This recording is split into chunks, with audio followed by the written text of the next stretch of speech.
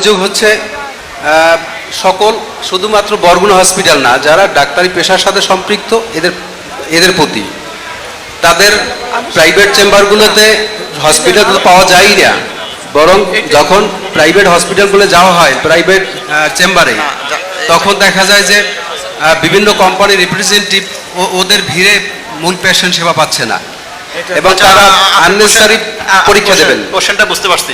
আমার মনে এটা সিভিল সার্জন মহোদয়, আপনারা তো সবসময় ব্যবস্থা নিচ্ছেন, আমরা তালিকা তৈরি করছি, আমরা মোবাইল কোডে দিচ্ছি, আপনি বলবেন কিছু? এটা 8 নাম্বারটা নিম্নমানের ঔষধ এবং প্যাথোলজি পরীক্ষাগুলো একটা অপ্রয়োজনীয় পরীক্ষা এবং ওখানে একটা জুলুম, এটা থেকে আমরা রেহাই চাই। আসসালামু আলাইকুম রহমতুল্লাহ। ঠিক আছে স্যার, এটা মূলত হচ্ছে যে ওভারঅল উনি ডাক্তারদের বিষয়ে নিম্নমানের ওষুধ সরবরাহ করা হচ্ছে, যন্ত্রপাতি থাকা সত্ত্বেও টেস্ট না করে আমরা বেসরকারি ক্লিনিকে পাঠাচ্ছি, শুধুমাত্র ইসিজি করছি এটা। আর অ্যান্টিবায়োটিক থাকা সত্ত্বেও রোগীদের সরবরাহ করা হয় না, বাইরে থেকে কিনে আনতে হয় অ্যান্টিবায়োটিক থাকা সত্ত্বেও। 9 নাম্বার এটা হচ্ছে ওভারঅল হচ্ছে যন্ত্রপাতি থাকা সত্ত্বেও বাইরে অ্যান্টিবায়োটিক থাকা সত্ত্বেও না দেওয়া, আর হচ্ছে ভালো ওষুধ সরবরাহ না করার অভিযোগ আর কি। স্যার এর সাথে আরও একটু কথা আছে আমার। বলেন। একটা কথা হলো যে আমাদের এই এলাকার মানুষ খুব গরিব মানুষ, দেখা যায় যে ডেলিভারি কেসগুলো আমাদের এখানে যে ডেলিভারি প্রেগনেন্সি মহিলাদের নিয়ে যদি আমরা হাসপাতালে আসার সাথে সাথে এরা জরুরি বিভাগে আসার পরে অনেক সময় ডাক্তারও থাকে না, যারা এখানে টেকনিশিয়ান থাকে বা মাস্টার রুলের কাজ করে, তাৎক্ষণিক প্রাইভেট হাসপাতালে সিজার অপারেশন করার জন্য পাঠাই দেয়। ঠিক আছে, বুঝা গেছে। আমরা হাসপাতালে গিয়ে দেখি এই সরকারি হাসপাতালের ডাক্তাররাই সিজার করে, তাইলে স্যার আমাদের ওখানে সিজার করতে 25 থেকে 30 অথবা 40,000 টাকা খরচা হয়, তাইলে আমরা সরকারি হাসপাতালে স্যার এই সেবাটা পাবো না কেন? আচ্ছা, আমাদের শেষ করে সরকারি হাসপাতালে শুরু হয়েছে না? আমরা সরকারি হাসপাতালে কি শুরু করতে পারছি এই অপারেশন সিজার হচ্ছে, সপ্তাহে 3 দিন করে আমাদের সিজার হচ্ছে। এখন শুরু করছেন? না, এটা তো আগে থেকে চলমান, আগে 2 দিন ছিল, এখন 3 দিন হচ্ছে। আমরা পর্যায়ক্রমিক বাড়াচ্ছি। আমার তো অ্যানেস্থেটিস্ট মাত্র একজন। স্যার আমাদের গ্রাউন্ডটা বুঝতে হবে, আমরা কি ল্যাকিংস নিয়ে আমরা আগাচ্ছি সেটা বুঝতে হবে। আমাদের বাজেটিং নাই, আমাদের ওষুধপত্র, আমাদের এই গত 6 মাসে আমরা বেড অকুপেন্সি রেট ছিল 210 জন, মানে আমার দ্বিগুণেরও বেশি। আমার তো স্বাভাবিকভাবে 6 মাসের ওষুধ আমার 3 মাসে শেষ হয়ে যাবে। আর কিভাবে কে বুঝলো যে কোনটা নিম্নমানের ওষুধ? আমার গভর্নমেন্টের কিছু কেনার আছে, সব কিছু তারা দিবে না, আমার হয়তো 22 প্রকার ওষুধ দেবে, কিন্তু আমার স্পেশালিস্ট আছেন, তারা হয়তো রোগীর স্বার্থের জন্য আমার অন্য ধরনের ওষুধ দেবেন, সেই ওষুধগুলো তার বাইরে থেকে নিতে হবে। তো আমি এখন পর্যন্ত ইয়াটা পাইনি, আমি যেহেতু নতুন আসছি, নেক্সট টেন্ডার থেকে আমরা ইনশাল্লাহ যাবতীয় সবচেয়ে কমন ওষুধগুলো স্যার রাখার চেষ্টা করব। কিন্তু তারপর আমার এখানে স্পেশালিস্ট আছে স্যার কয়েকজন, ওনারা কিন্তু স্যার শুধু ওই কমন ওষুধের মধ্যে সীমাবদ্ধ থাকেন না, তো ওই ট্রিটমেন্টগুলোর সাথে আমার কিছু ওষুধ বাইরে থেকে কিনতেই হবে। আর আমার স্যার টেকনোলজিস্ট মাত্র একজন, আমি টেকনোলজি এখানে এত বড় একটা হসপিটাল মাত্র একজন। আমার গত ফেব্রুয়ারি থেকে গত মাস পর্যন্ত 20 লক্ষ টাকা স্যার আমার জমা হয়েছে সরকারি ফান্ডে। তাহলে আমরা টেস্ট করি না স্যার, এই কথাটা সম্পূর্ণ ভিত্তিহীন। আমরা চেষ্টা করছি টেস্ট বাড়ানোর জন্য। আমি অলরেডি কিছু যন্ত্রপাতি নিয়ে আসছি স্যার, কিন্তু ওগুলোর স্যার এখন পর্যন্ত রিয়েজেন্ট আনতে পারিনি, কারণ সে বরাদ্দ লাগবে আমার এবং আমার লোক লাগবে। শুনেন, ওনার কিছু সীমাবদ্ধতার কথা আপনি শুনলেন, এই সীমাবদ্ধতার ভিতর দিয়েও উনি চেষ্টা করছেন আগামীতে যাতে সিজারের অপারেশনটা সরকারি হাসপাতালে যেন পর্যাপ্ত। এর সাথে আরেকটা বিষয় আছে যেটা তাদের সাধ্যের ভিতরে, হাসপাতালের টয়লেট স্যার কোনো স্টাফ ব্যবহার করে না। আমি অনুভব করি যে হাসপাতালে যে রোগী যারা আসে, হাসপাতালে যারা স্টাফ, তাদের চাইতে ভালো ফ্যামিলির লোকজন আসে, কিন্তু হাসপাতালের টয়লেট কোনো সময় কোনো স্টাফরা ব্যবহার করে না। কর্মকর্তা তো ছাড়া স্যার, কর্মচারীরাই ব্যবহার করে না। কোনো রোগীর সাথে যারা আসে তারাও হাসপাতালে এসে রোগী উঠেছে, কেউ যদি কোনো ব্যক্তি যদি একবার টয়লেটে যায় তাহলে স্যার তার আবার রোগী হওয়া লাগে। সবসময় স্যার হাসপাতালের টয়লেট নোংরা থাকে সবসময়, এটা তো তাদের সাধ্যের মধ্যে, স্যার। আমি স্যার সবার একটু অনুরোধ করছি আর কি, আমি ওয়েলকাম জানালাম আমার হসপিটালে আসার জন্য। আর একটা হসপিটালে যেহেতু স্যার মানুষের থেকে 5 গুণ মানুষ বেশি থাকে, হসপিটালের মধ্যে স্যার এমন কোনো জিনিস নাই টয়লেটের মধ্যে ফালানো হয় না। ভাত হইতে শুরু করে স্যার, প্যাড হইতে শুরু করে, আমাদের প্রতিদিন এই যে পিডব্লিউডি আমাদের সাথে হেল্প করতেছে প্রতিনিয়ত স্যার, প্রায় প্রতিদিনই আমাদের 5টা করে কল চুরি হয় স্যার, লাইট চুরি হয়, আমাদের পাইপ পর্যন্ত কেটে নিয়ে যায়। আমরা এখন যে স্যার হসপিটালে, আমার মনে হয় উনি হয়তো রিসেন্ট গিয়েছেন কিনা আমি জানি না, আপনি রিসেন্ট গেলে আপনারা আমি সসম্মানে এখানে ওয়েলকাম জানালাম, একটু দেখে আসবেন যে আমাদের এখন কতটা পরিষ্কার। আগের থেকে স্যার আমরা অনেকটাই সচেতন হয়েছি পরিচ্ছন্নতার ব্যাপারে, যেহেতু আমাদের পরিচ্ছন্নতা করবে নেই স্যার। আমরাও দেখেছি, দুর্ভাগ্যজনক হলো এটা সত্য, হাসপাতালের টয়লেটের ওই যে বেসিন আছে না, সেই বেসিনে গিয়ে দেখি যে খাওয়া দাওয়া করার পরে থালাটা ধুয়েছে, মাছের কাঁটাটাও ওইখানেই পড়ে আছে, তেজপাতাটাও ওখানেই পড়ে আছে, তারপরে বেগুনের চাকাটা খেয়েছে, বেগুনের চোচাটা ওইখানে ফেলে রেখেছে। তো সিভিক সেন্স তো আমাদেরও নাই।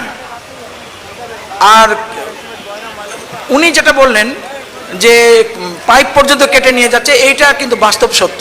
হেরোইন চিরা মায়ের কান থেকে ইয়ারিং পর্যন্ত খুলে নিয়ে যায়। তো যে হেরোইন মায়ের কান থেকে ইয়ারিং খুলে নিয়ে যেতে পারে, সে তো এরকম টয়লেটের ট্যাপ খুলে নেওয়া তার জন্য কোনো কঠিন কাজ না।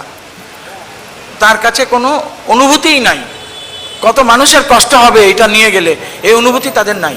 তারপরও প্লিজ, আপনি একজন সিনিয়র অফিসার এখানে আছেন, মোস্ট হাম্বলি আপনাকে রিকোয়েস্ট করছি, আপনি একটু আর আরএমও বদলান, ইয়াং এনার্জেটিক অফিসারকে দেন। আপনি এরকম, ওনার প্রতি আমার শ্রদ্ধা আছে, কিন্তু কম্পারেটিভলি উনি she is not capable to handle all sorts of this হ্যাসেলস।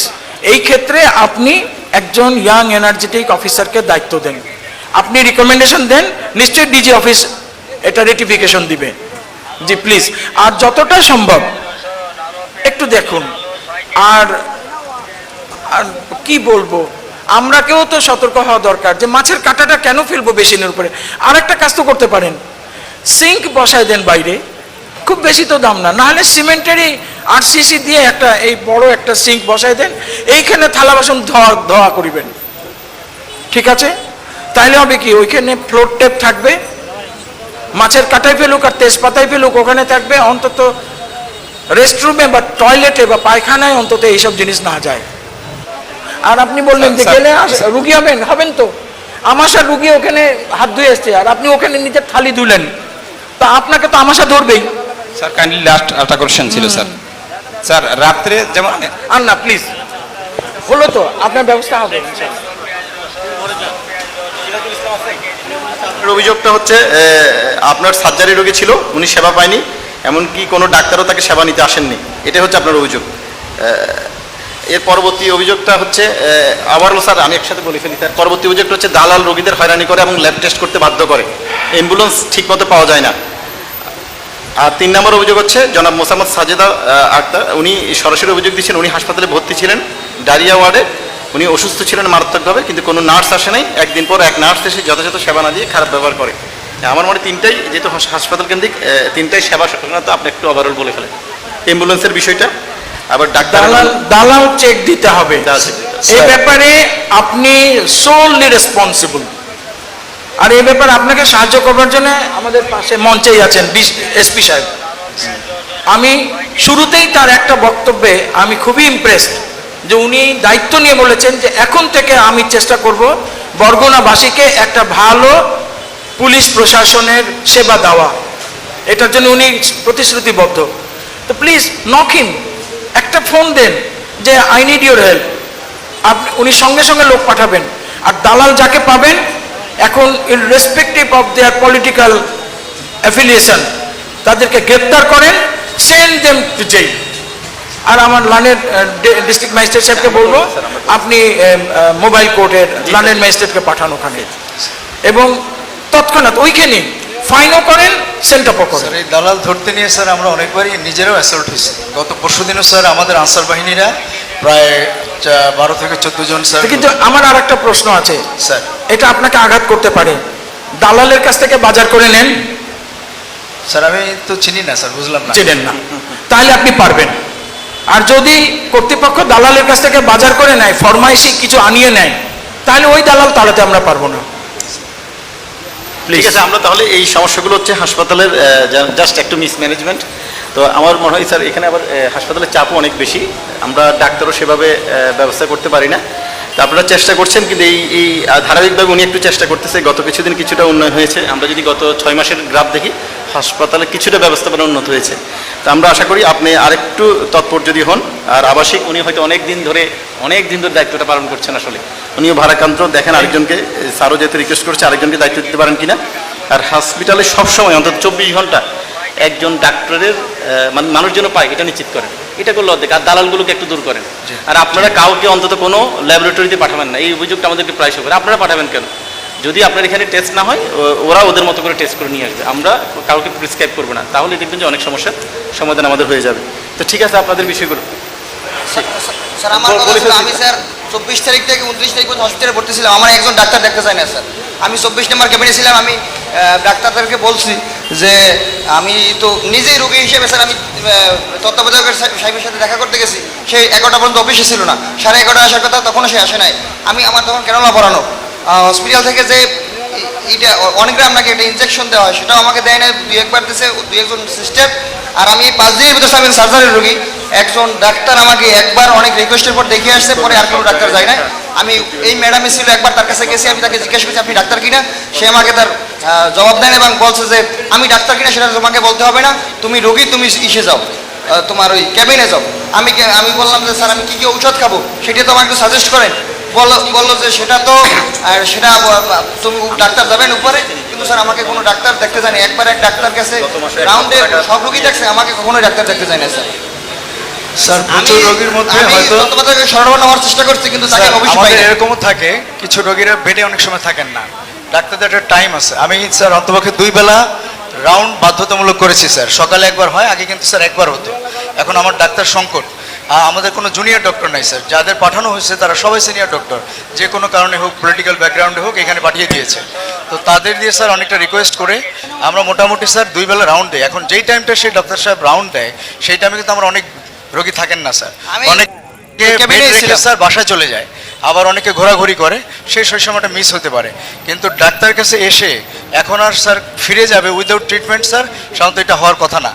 যদি এটা হয়ে থাকে স্যার, এটা ভেরি দুঃখজনক, এবং স্যার ইনশাল্লাহ এটার পরবর্তী সময় হবে না, এই কথা দিচ্ছি। ঠিক আছে, হ্যাঁ ঠিক আছে, আপনি বসেন। আপনি এটা বলে ফেলছি তো, একই বিষয় তো, দালালদের বিষয়টা না। অ্যাম্বুলেন্সের বিষয়টা স্যার, আচ্ছা অ্যাম্বুলেন্সের বিষয়টা ঠিক আছে, অ্যাম্বুলেন্সের স্যার হচ্ছে বিষয়টা গিয়ে আমাদের হচ্ছে হাসপাতালেও 5 তলা থেকে নিচে পানি নিতে আসতে হয়, 5 তলা থেকে হচ্ছে একদম ওই কর্নারে পানি নিতে, খাবার পানি নিতে যেতে হয়। আর এসিজি করানো হয় হচ্ছে ঝাড়ুদার দিয়ে। এটা সম্প্রতি সময় একটা ছবি ভাইরাল হয়েছে ফেসবুকে। ঘটনাটা আসলে এরকম না, আমাদের ইসিজি করায় স্যার ইকোকার্ডিওগ্রাফাররা, আমাদের এখানে পোস্ট হলো 6 জন স্যার, মাত্র আছেন 1 জন, তাও ফিমেল। এখন স্যার আমি কারে দিয়ে ইসিজি করাবো? এখন তাকে হেল্প করতে, তাই বলে কি ঝাড়ুদার দিয়ে করানো যায়? স্যার সে হেল্প করে, স্যার সে হেল্প। আচ্ছা আমি বিচারক ছিলাম স্যার, কোনো কারণে আমি একটু নিজেকে একটু গায়ে বাতাস লাগাতে চাচ্ছি, আমি পেশকার সাহেবকে বিচারকের আসনে বসাতে পারবো? স্যার স্যার তারা পেশকার সাহেব ওনার জায়গায় থাকবে, বিচারক বিচারকের স্যার জায়গায়। তারা করেন না, তারা হেল্প করেন স্যার, মানে আমার হেল্পিং হ্যান্ডও তো নেই স্যার। না না, ও সবই করে। সম্প্রতি সময় যে ছবিটা ভাইরাল হয়েছে সেটা সবাই দেখছে। আমি নিজে প্রত্যক্ষ করেছি, ওই যে প্রাইভেট ক্লিনিক আর সরকারি ক্লিনিক সব একাকার হয়ে গেছে। সরকারি ক্লিনিকে একজন চলে আসলো, আসার পরে থেটিস্কোপ একটা আছে, ডাক্তারি পরিচয়, থেটিস্কোপটা গলাতে ঝুলিয়ে নিয়ে চলে আসছে। তো ভদ্র মহিলাকে সে পরীক্ষা করছে, ভদ্র মহিলা দেখছে এটা তো ডাক্তার সুলভ আচরণ না। তখন বলছে যে এই তুমি কি ডাক্তার? তো বলছে কেন? আমি চাপাই নবজের মানুষ, আমার ভাষায় বলি, কেন হাকে পছন্দ হয় না? হাকে পছন্দ মানে আমাকে পছন্দ হয় না? পরে জানা গেল ওয়ার্ড বয়।